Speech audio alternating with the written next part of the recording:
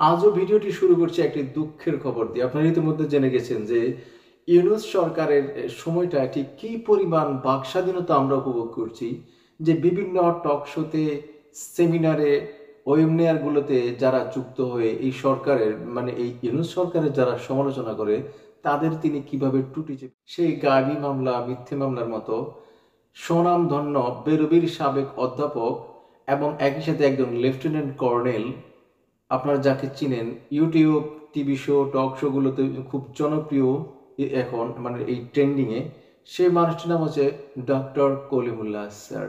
ওনাকে দুদকের একটা মামলায় গ্রেপ্তার দেখানো হয়েছে। এক পত্রিকা সম্পাদককে দেখলাম, তিনি বলছেন যে খুব ভালো হয়েছে, উনি এই যে বলছে ফ্যাসিস্টের দোসর ট্যাগ দিয়ে ওনাকে নাকি গ্রেপ্তার করা হয়েছে, এর জন্য উনি খুব খুশি হয়েছে।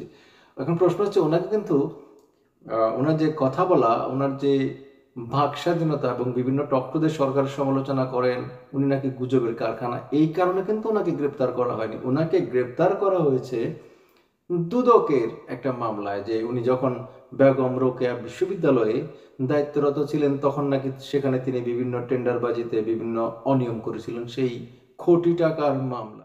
তো অনেকে এই ঘটনার পর বলা শুরু করেছেন যে এবার তাহলে কার ফালা? ইউনূস সরকার এই সময়টায় যে মানুষ কি পরিমাণ ম্যাসিভ স্বাধীনতা উপভোগ করছেন তার জলজ্যান্ত উদাহরণ হচ্ছে এই ডক্টর কলিমুল্লাহ স্যার। অনেকে সাংবাদিক মাসুদ কামালকে বলছেন আপনি দেশ ছেড়ে পালিয়ে যান, একটা গুঞ্জন আছে অলরেডি মাসুদ কামালকে নাকি এরপর গ্রেপ্তার করবে। মাসুদ কামাল নিজে অবশ্য ওনার কথা চ্যানেলে এর একটা ব্যাখ্যা দিয়েছেন তিনি। এরপরে আরো নাকি সরকারের তালিকায় আছে নজরুল ইসলাম, মঞ্জুরুল ইসলাম পান্না অর্থাৎ, এবং আরেকজন আছে সিনিয়র সাংবাদিক আলমগীর। উনি সহ এই মানুষগুলোকে নাকি চোখে চোখে রেখেছে সরকার, এবং উনাকে নিয়ে একটা পোস্ট করা হয়েছে যে কেন উনি এখনো বেঁচে আছে। বুঝতে পারছেন যে মানুষ কি পরিমাণ স্বাধীনতা উপভোগ করছে, যে কথা বলার কারণে, সমালোচনা করার কারণে সামাজিক যোগাযোগ মাধ্যমে তাকে মেরে ফেলার স্ট্রেট হুমকি। এবং কারা করছে? ওই যে পলাতক সাংবাদিক, পলাতক দুই সাংবাদিকে যে বাংলাদেশের ইতিহাসে জন্ম নেয় সবচেয়ে কুলাঙ্গার দুই সাংবাদিক, সেই দুজন সাংবাদিক বিভিন্ন আড়ালে আবডালে এদেরকে দেখে নেবে, হ্যান করেঙ্গা ত্যান করেঙ্গা।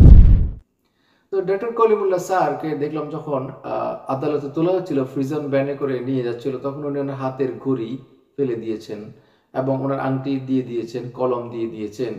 উনি খুব মহানুভবতার পরিচয় দিয়েছেন বলে আমি মনে করি। এবং উনি সাংবাদিকদের জবাবে ওই প্রিজন থেকে বলছেন যে